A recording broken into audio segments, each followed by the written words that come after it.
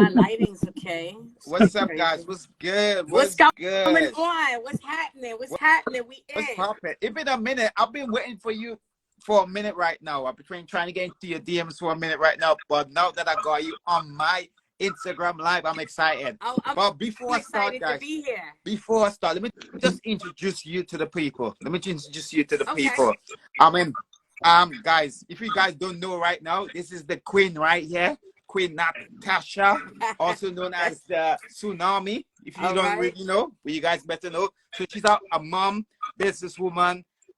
She does pretty much a lot of stuff. Like, she's a motivational speaker, but she's a people person most of all, and she's here to serve. But tonight, I'm so excited to have her on today's podcast, Chit Chat Wednesday. I'm excited to have you here. But yeah, how you doing, love? How you doing? I'm doing just great. You know, like, we have to be just so thankful when we wake up. So, like, how can you not say you're great when you wake up in the morning? You understand?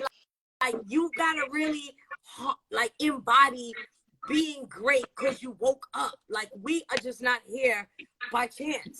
So you have to be just so grateful, especially, you know, as we get into this, you know, talking about whatever you want to talk about with me. After having cancer, definitely after having stage 3 breast cancer, I really embody that. Like, I wake up and I'm just like, oh, thank you again. Wow. You know how many people don't wake up in the morning? Definitely, yeah. You know, Mad. I just want to say something that's really on my mind for the start of your show, right? Come on. There's these people that are lost in the submarine. I'm pretty sure everyone's seeing it. And I just want everyone that comes on here, that sees this live, just pray. I am so bothered by this situation. I don't know who sent them down there and why they're down there. And well, we know why. They were just touring and everything else. But, you know, my heart is going out. I was talking with my daughter and I'm like, can you imagine me as, because it's a son and father there, me as a mother with my daughter, knowing that my life and her life is can be lost soon in the next 22 hours? Wow.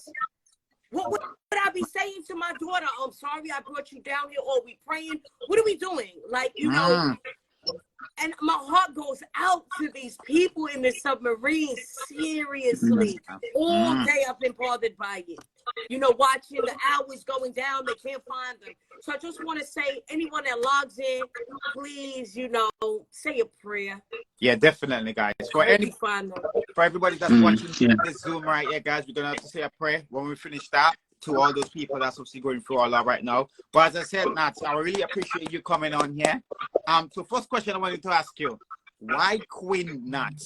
I know you're big on manifestation and speaking it into existence. So why Queen Nat? So that's the first question. Well, I mean, we have to, again, it's about embodying, you know, your queenship or your queenness. You know, we are queens, and we have to embody it, and we also have to make sure the other queens that we engage with, that we see just on the street, that they feel that they are queens also. You know, we're put on this earth to be on top.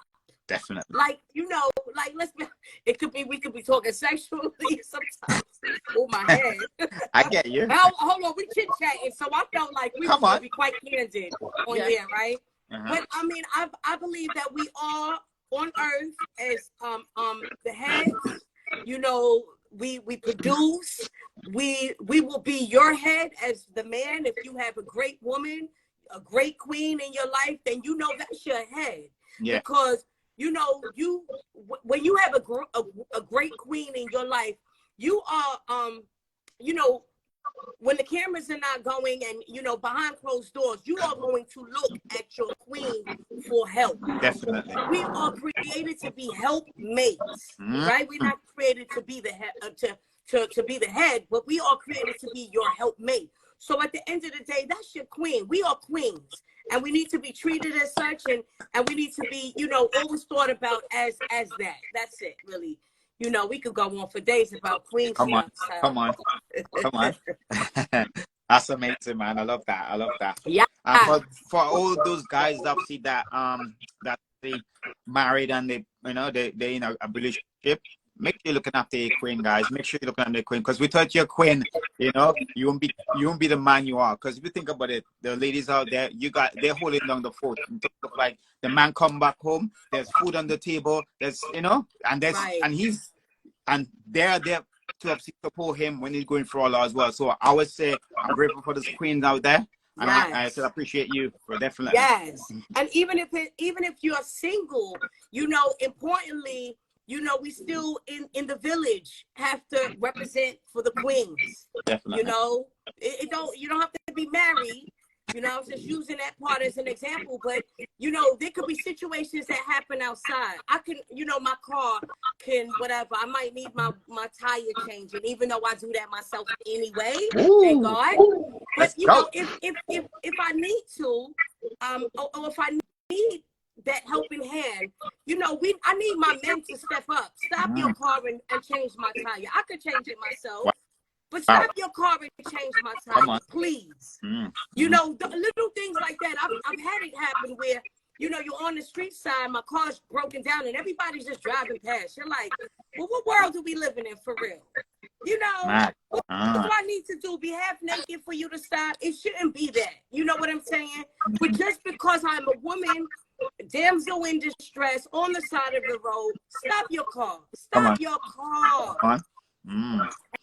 Anyway, go ahead. Let's go. Let's keep it going. Let's keep it going. Let's go, Abba. Tsunami has landed. What's up? That's what's up. Yeah? This energy right here, y'all don't even know what y'all got. This is on the screen. So imagine energy in person. It's over. It's over. Go on, Abba. Go on, Abba. Time to shine. Well, I'm enjoying listening, and I know a little bit about you, but I've purposely not tried to ask too many questions beforehand because I want to discover during this conversation now. So based on that, you mentioned something in the beginning that you're a cancer survivor. So I'm kind of intrigued, and I'm wondering, do you recognize who you are now as opposed to who you were before? And what are the biggest changes, would you say? Do I recognize what? In terms of who you are, who you are as a person. Nah, I really, I want to be so honest. I'm going to be so honest. No, I don't think me as a person, I was this person before cancer.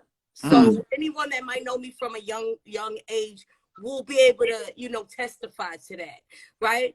It's just that having cancer, and cancer's not the only battle. I can't wait for my book, right? Cancer's the last big battle in terms of my health, or, you know, being so close to death in a sense that could have been, you know, because it's only one more stage. I was diagnosed stage 3. I wouldn't say that I'm recognizing quite a difference in Natasha.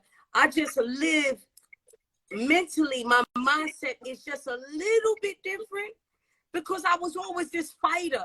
I've always been survive mode. I've always been the problem solver. I cannot stand being in a moment where people are murmuring and complaining about something that can get fixed. I cannot stand, and I've been this person. I'm just older and refined. Come on. And because situations do occur in your life, you have to make adjustments and change and, you know, change your lifestyle. Not, you know, if you were already, I was a born leader. You know, when you look back in your life and, you know, you get to a certain age where you can really confidently say, I'm a leader. I was always a leader. You know, I was 8 years old, I believe, when I think back, 8 years old, where my penmanship was so great, the teacher used to have me write on the board. Come on. Right? That's in 4th grade, right? 8 years old. I was 13 years old, and I used to play in New York. I used to play in a marching band, so I used to play instruments. And I was the leader of my section. I used to play something that was like a flute. It's called a fife. I was the leader of my section. When I was in school, I was, you know, quite popular. So I was a leader in school. I was a 16-year-old pregnant young lady, 17-year-old having a baby. But at 16 and 17, as I said, I was 17 when I had my daughter. but I was in school getting paid with the teachers. When the teachers got paid, they paycheck, Natasha was right there in line. I used to get paid with a pregnant belly. I was in school. They hired me in a program where you go to school one week and you work the next. And I was at school getting paid with the teachers. My best friend was the assistant principal. So you understand what I'm saying? So if we have to look back, and I have to honestly say to you who I was and am I so much changed because of cancer, I would say my lifestyle, my healthy lifestyle mindset has changed dramatically. I love that. That's where we are. It's because health unlocks wealth. So we'll get to that as the story unfolds, right? Y'all gonna have to have me for another segment. You said 30 minutes. I don't think we got enough. I know, right? I was just wanting to dive into about the health as well. And obviously you mentioned, but in terms of like obviously being a cancer survivor, what steps did you obviously that stage, that cancer stage? Okay, well, there's quite a few. The first step is going to always be God, right? I'm going to first have to say God. I have to say God. Because I had to put myself in, you know, I've been a prayerful person. I'm not no angel, but I was saved at the age of 25. I always have known God. I know that God is in me. And when I was diagnosed, I put myself in more of a bubble with God, right? That was first and foremost, because we ain't winning if we ain't going to put God first, right? We're not winning. Definitely. After that, it was the positive mindset, the extra positive mindset, right? To be honest, when I say close to death because I was stage 3, and there's only one of a stage, right? I never thought about dying. How about that part? I never thought about dying. I didn't think about dying. And let me make it clear on your show that 14 of my family members, all aunts and uncles and first cousins, have had cancer. 14 of us, right? Wow. Out of 14, four of us have survived, right? So I had my mom go before me. My mom's youngest sister was second. Then it was my sister, which is right here. I'll put her up. Rest in peace, Alana. That's my sister. She didn't make it. She was diagnosed before me, stage 2 breast cancer. And then we were fighting together. We both had cancer together. And then my sister passed away. She fought for another few years, 7 years completely. But yeah, like, you got to have a positive mindset. Come on. You understand? I was fighting while my sister was dying. We were fighting together. We didn't think she was dying. She fought like me. We were both in this strong kind of way, you know? However, it didn't let her go, and it took her. So, you know, positive mindset is very, very, very paramount. Yeah. In fighting not only cancer, but life, diseases, you know, situations. As you were saying, health, this has to be the unlocking of wealth. Definitely. When you put your mindset on health, and because we can't get to the bag, as I like to say it, we can't get to the bag before we get to our health. You cannot think that our bodies as machines are not going to run down at some point, allowing disease to come in. So we have to really think about health first. When I wake up, I think about health. Right now, I'm even having a little detox tea as we go, because this is like something I love to do. I'm a part of one of the biggest wellness companies in the world. We'll get to that another time. TLC. Let me just get my Ayaso tea up there. Right? Now, I wake up and I think about my health. I really think about, what am I eating? Right? You know, getting that 30 minutes in. No, we don't always, right? But when I'm going hard, we can say we could get there 4 or 5 days a week. We can make that 30 minutes count in your living room, in outside. It can work, right? With a hectic lifestyle. However, health unlocks wealth. You know, it's never going to be the other way around. It will never be wealth and then health. And that's our mindsets have been programmed to, you know, running after the bag, running to that job, getting to that job. We run out the door. How many years you run out the door? You didn't eat nothing because you got to get to work. True. Years of that will run you down. Cells are depleting. You have lost minerals and nutrients and everything else. So we got to get a health talk going at a later date. But go ahead. Let me not control this. No, that's cool, man. Thanks for No, sharing that. you're the special guest, so that's fine. We're here to listen to you. So Okay. we're the interviewers, so you talk. That's cool. Okay. Because I'm a big advocate of health as well. As you guys know, I'm a personal trainer. So that's something I'm really passionate about. I've actually saw you. I've been looking at your Instagram before I did the interview, and I saw you a big advocate. I think it's a routine for you. You pretty much do it every day. You do a little bit of movement. If you're not in the gym, you walk in, and what I love about you as well, you have a positive mindset. You did mention that earlier, and I think that's what helped you recovery as well. But for those guys that that's viewing today, like, having a positive mindset is the key, guys. And I know probably you're thinking, like, I'm going through a lot of stress right now. How can I have a positive mindset? You just need to I like to focus on being grateful. That's, as you mentioned that before. Just be grateful for what you have. And as soon as you be grateful for what you have, you're gonna start seeing more of that good stuff. And that mundane thing that was stressing you maybe yesterday is not gonna be a big problem because your vibrational frequency elevate. And that's what I'm trying to get people to try to get into, like exercising, meditation, reading. Sorry for cutting you. I think what people really need to understand is, you know, you have to get past your circumstances. It's just that, right? You know, because sometimes we think we're going to wait till it gets better. Then I'm going to be thinking better and doing better and eating better. No, forget what your circumstances look like. Start today. Come on. If nothing else that you can do is do a 30-minute, right? Because at the end of the day, when you do the 30 minutes, you are investing in yourself, wealth into your health. You are investing. And investment means it's like money going in the bank. Come on. So when you invest in your health, you are investing in self. So when you do this first, there's an abundance of things that will happen. You cannot wait for your circumstances to get right, because life kicks these all kind of left hooks and right hooks. You never know what's going to happen today or tomorrow. I can go outside this store 100% and never make it home. Definitely. Right? So we can't put off that the circumstance is going to get better as to why we're going to start eating better, as to why we're going to start working out.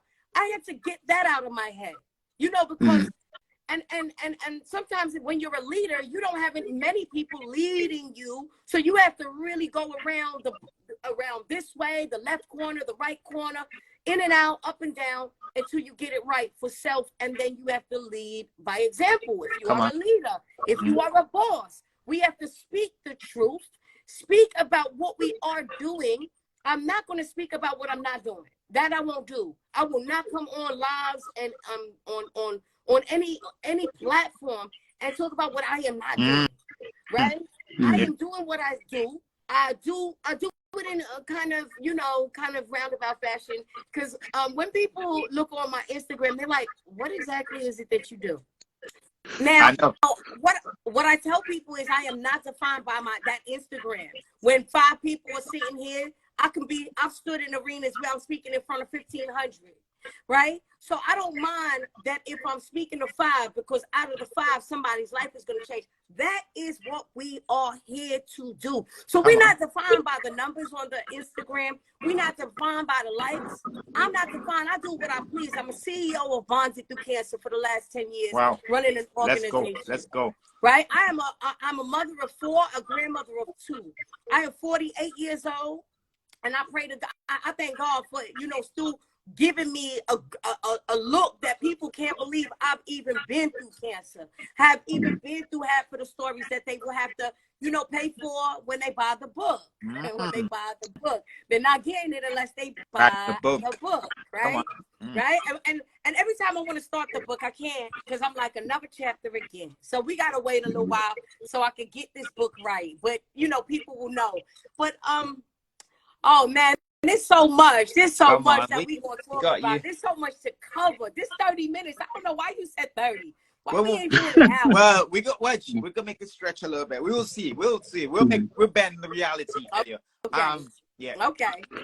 Yeah, there's something that comes to mind, and you touched on it earlier, and one of my favorite expressions is not to fall prey to analysis paralysis. And it's important to get stuck, because, you know, sometimes people fall into that, they're waiting for the planets to align, for everything to be perfect before they get started, and they have a fear of failure. But there's no such thing as success without a trail of, well, I prefer to use the word lessons beforehand. There's always there's a learning curve before you get to where you want to get. So that presses me on to our next question. So I think I've got a sense of what it is anyway, but what's driving you? What is your, you know, I suspect there's more than one thing. What's driving you? What's driving me is really coming to terms with I'm special. Number one, right? I'm coming to terms with I'm special, I'm different. I sometimes say I'm an alien. Sometimes I say I'm on the spectrum, right? And I believe what's driving me is when God puts things in you from a very young age, and you couldn't understand, you know, what those things were then, and you get to an adult and you're like, no, there's more, because he's shown me more in clips and snippets of where I should be, right? So what drives me to get to where I should be again is God. I love that. Right? It's that fire that burns within, because that fire didn't come from mankind. That fire comes from a different place. And when you tune in and tune into self, and you feel that there's something else, there's more to just this. It's more than just having this home, it's more out there. There's so much more. And I know that's God, right? Because my dreams, my goals, what I aspire to do is to change people's lives. Mindset, you know, God puts you through battles that others can't go through sometimes, right? And those battles that you go through and you come out as pure as gold, because we're going to be tried and tested, right? And when you come out as pure as gold, what happens? You are supposed to be here now to teach someone else, but by example. Definitely. Right? I've done so many platforms of teaching. It's okay to tell my story, but when you want to teach them, when I do women's empowerment and you want to teach women, you know, from dark places, how to, you know, harness that positive. I'm at a place where I know I want to just lead by example and tell you my story. I love that. So when you look, you see the glory on me from my story. Right? See the glory. I could speak here all day. I could speak for the USA and the UK. 100%. Come on. Y'all can feel that. I know y'all can feel that. The tsunami has landed. Come on. You understand? I could sit here and go from left to right, up, down, all around for everybody and anybody. I could sit with the paupers and I could sit with the princes. I know that. I know that. But what we have to, we as a people that have experienced so many things ahead of the race, ahead of the family, went through some things, it could be good and bad, and still left standing. We must be the leaders and lead by example. Not always come to church. No, see church on me. Come on. Right? You need to see church on me. You need to see the God that I serve in order for you to come. You need to see the supplements I take in order for you to take them. See what it's doing. You see what I'm saying? Yeah. So what drives me back to the question at hand, as y'all hear, is God. It's gotta be. I can't even leave him out and act like it's not gonna be. You know, it's not a Jesus kind of segment or a God kind of segment, but it is that, because you are supposed to be the God that you serve. Amen. He has created us in his image, so you need to harness that image. And you know, no, we're not getting it all right. I curse like a sailor, sorry, outside of this. My mouth is a little bit dirty. We're gonna be candid here. This ain't church. I'm not on the pulpit, and I'm not here to be fake and fraudulent to nobody. That's why when you look on my Instagram, I'm doing a bit of this. I could be cute. I could have a do-rag on. I could be in the club, or I could be at the with the man at the man's dinner. I'm recognized in my community, right? So I think what I don't know if we're ending yet, but what I want to send that message that I'm sending to the masses, right, is be yourself. Be yourself. I love that. They don't always like me though. I can tell you that for free. You know, I ain't a cup of tea, cup of coffee, or maybe not even the ayaso tea or the herbal tea. But I am Natasha, Veriswami, the tsunami. You gonna like me or love me. You gonna do it like the Marmite thing. Marmite, like it or love it, whatever. You know, any of the above. But my thing is, let's get the job done. Let's change lives. Let's help people. That's what I'm about. That's what it's all for me.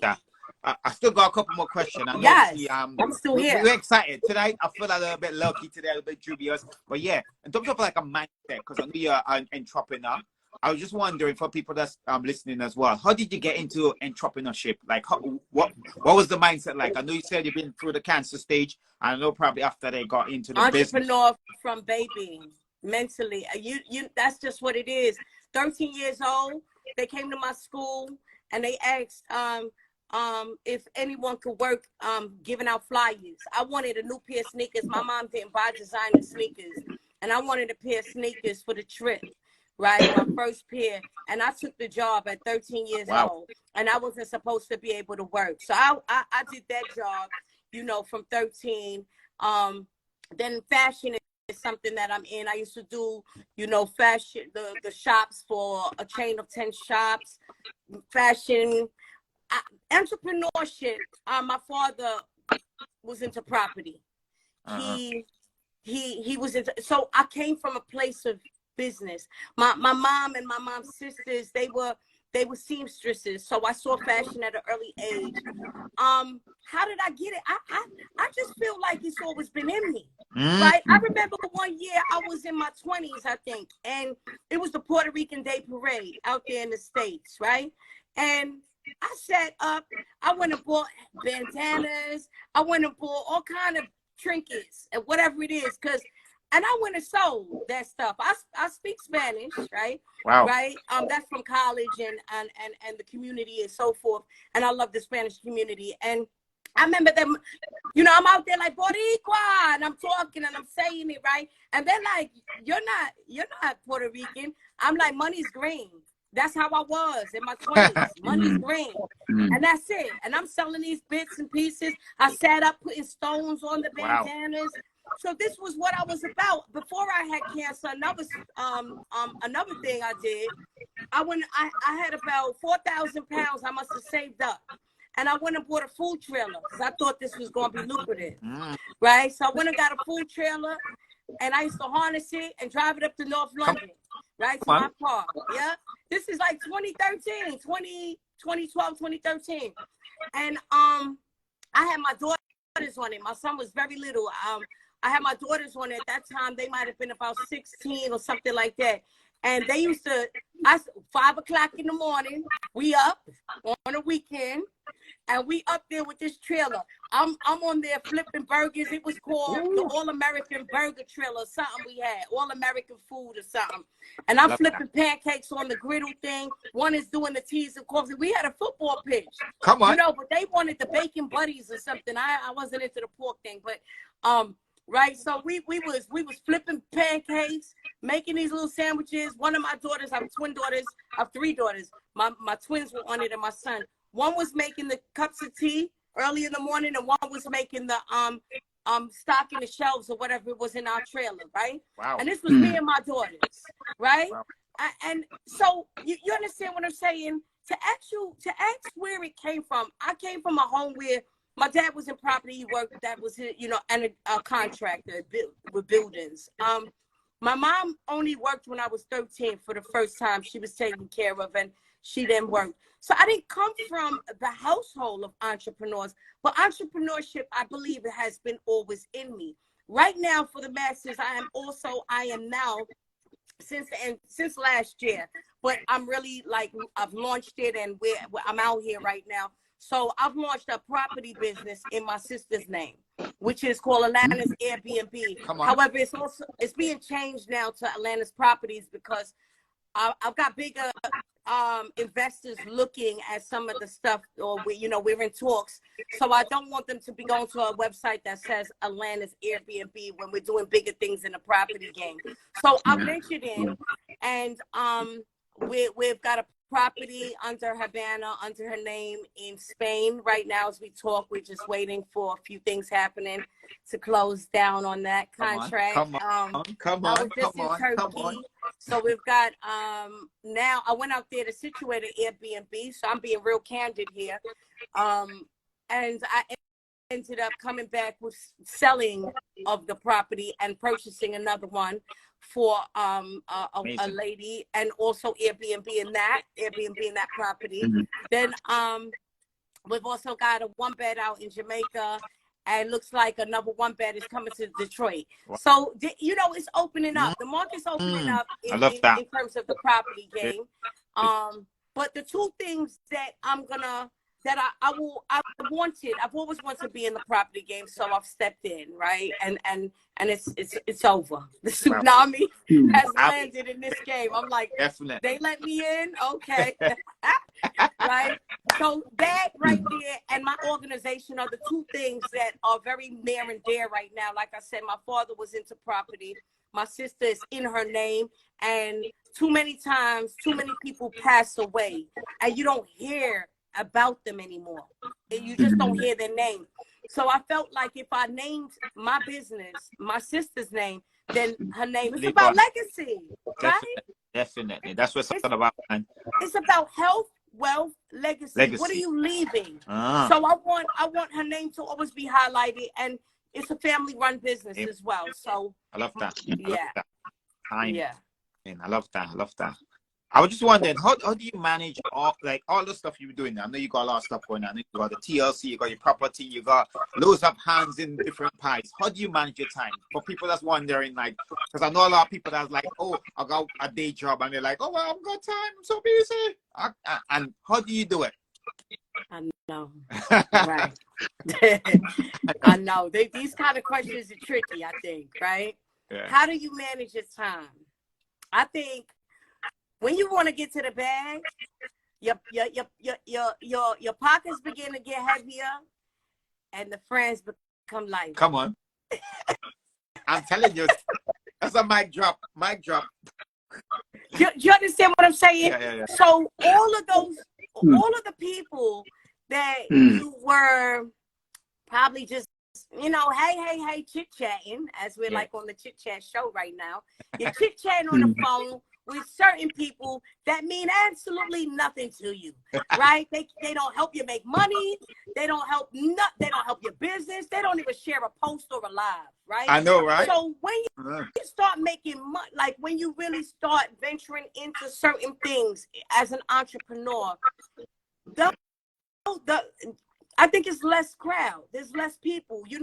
Unfortunately, a lot of successful people say it, and I don't want to say I'm not successful, right? Because I'm not talking financially successful. You have to know what success means to you, right? Waking up for me is a success. Amen. So you see, in my success, I'm good like that. But you hear successful people say it's very lonely at the top. Why are they saying that? Because at this point where I am, I can't sit on the phone with my friends because I need to sit on the phone with the lawyers. I need to sit on the phone with the real estate agents. I need to sit on the phone. So when you change your circle, things change. Ooh. Right? Your time changes. Right. Your time changes, Des, right? Right now, I'm on the circle with you guys right now. You know how many people were calling? I'm like, I'm on a live. I'm doing a live today. Because this is more important to me. Yeah. So that is what you need to harness as an entrepreneur. What is important to you to get your health checked, your money right? Simple as. Let's get it. I love that. Right? What's going to be important to you? Your money, because because you need wealth, we can't do it on love. I want to eat good food. I got to make more money. I want to help people. Unfortunately, the less fortunate. I had to make a change about that too. So right? That was something I had to think about. I had to really check, you know, with my time, you know, the time management side of things, right? I had a lot of people that and because I want to help so much, I'll be taking my time out, my day. I stopped what I was doing because I wanted to help, right? Now, somebody came with a scripture. I don't want to quote it because I don't know even where it's from as much, right? Like she said it, and it resonates with me because there's a scripture about the poor will always find you, right? There's always going to be somebody with a poor spirit. We're not talking about financially poor all the time. We're talking about they gonna find me, right? Because I'm light. So the dark is gonna find me. We get it, right? So the poor is always gonna find me. The poor is always gonna be with me. That was the words. The poor is gonna always be with me, right? Everybody gonna come with a situation. Everybody gonna come with a circumstance. Situations and circumstances all day. We wake up. Situations and circumstances all day. They coming all day. Your children coming with them. Your family's coming with them. The friends is coming with them. The workplace is coming with them. You have to be a problem solver, number one. So we'll get through that. That's another segment again. Woo! There's a lot of segments I'll be back on with. I got my pen. I'm writing them down. Right? The problems are coming. The problems are coming. Right? All the time. Now, what I had to make the change within myself and how I help people, it's not just every and anybody now coming with a sad story. I really like to help the homeless in the street.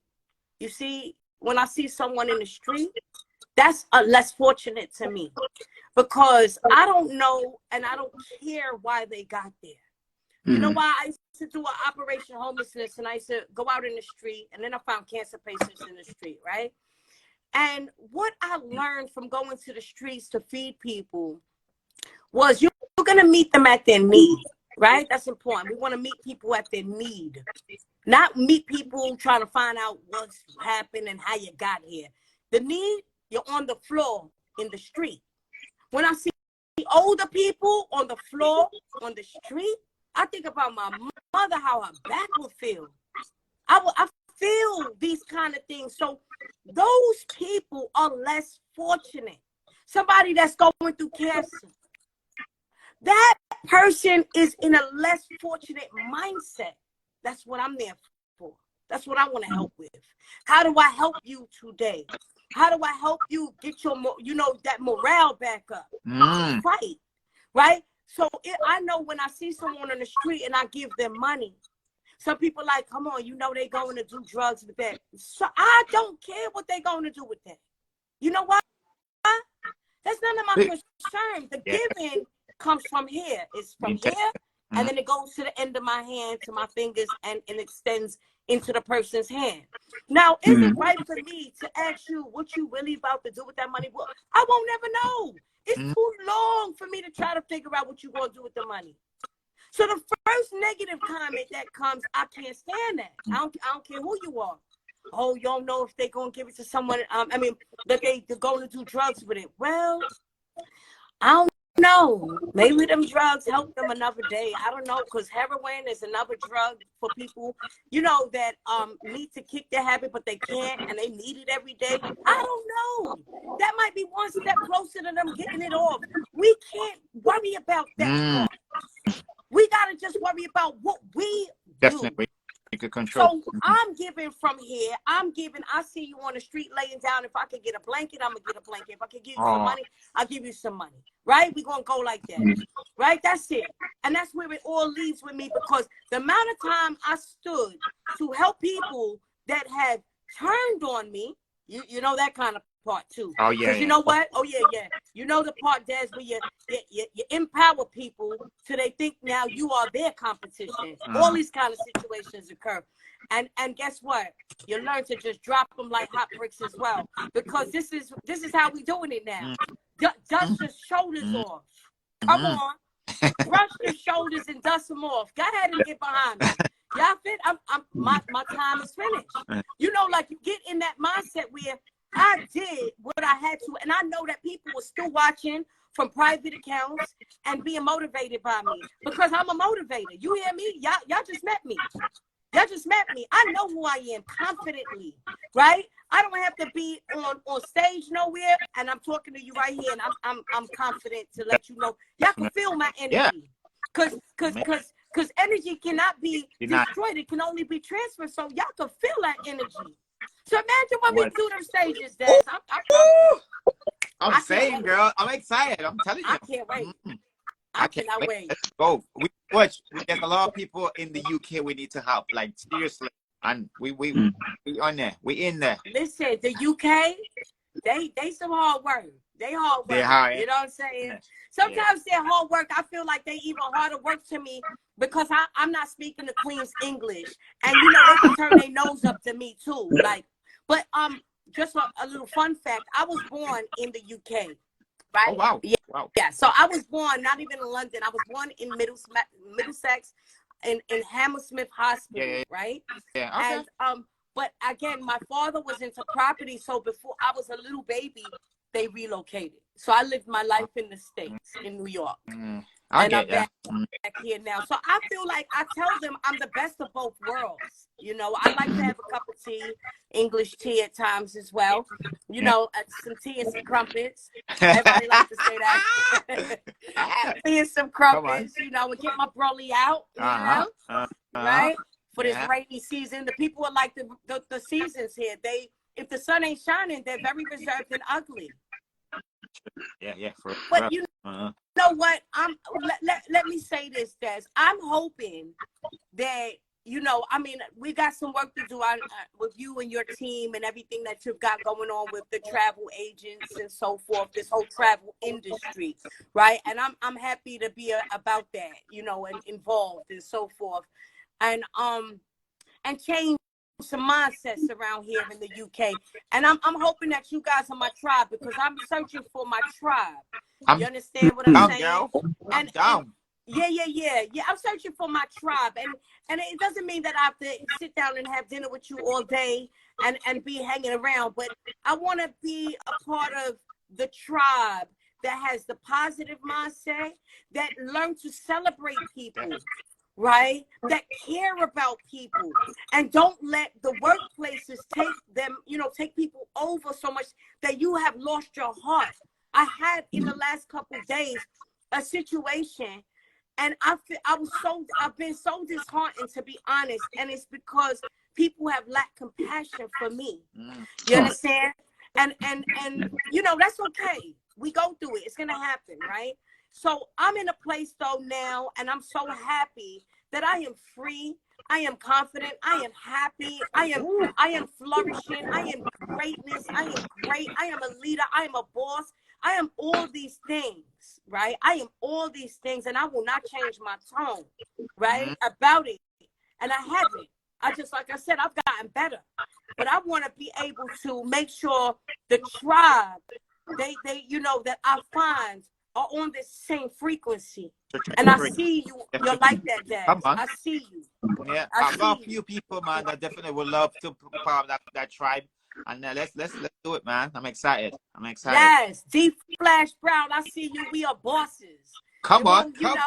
Yeah. This is what I'm talking about. D Flash, I like that. You know, he said he loves it. I see Queen Pisces. I'm gonna call you shortly, my sister. Right? Definitely. Right? This is Chantel A. Davis. You know, I just want to be amongst people that are doing great things, that are serving the community. I like to be a servant. That's another thing. Definitely. Service. Right? We want to go out there with service. We want to serve the community. I am you know, I was gonna call my Bonzi through cancer. My volunteers are called buddies, right? The bonded BTC buddies. And I wanted to call them servants. In the beginning of my CEO-ship, right, new to being a CEO for my organization, I was still going through cancer myself at that time when I started the organization. But I remember having this discussion where people were disgruntled with me calling them servants, right? But it's okay for the police to be called public servants, right? That name was okay for them. But, and they're not even servants to us. They're not, you know, I mean, let me not knock the whole police force if I get in trouble on here, right? I know, right? You understand what I'm saying? Servants. They're public servants. And I felt the same way that I am a public servant. And I wanted to name them servants. And people took that and changed my mindset. And I didn't call them that. I called them buddies, you see. And I you know, it may even come a change because the life we live in, the times that we are in, we have to keep on reinventing ourselves anyway to stay relevant, right? And it may happen as I'm speaking it out. I didn't know I was going to go here, but they may become servants now because I like to be a servant for my community. I will be a servant in your event. I don't mind serving. I will serve as a speaker. I will serve in the back pouring juice. I know who I am. Because the worst person is that person that walks past the janitor. Don't know if that janitor owns the building. So I don't mind.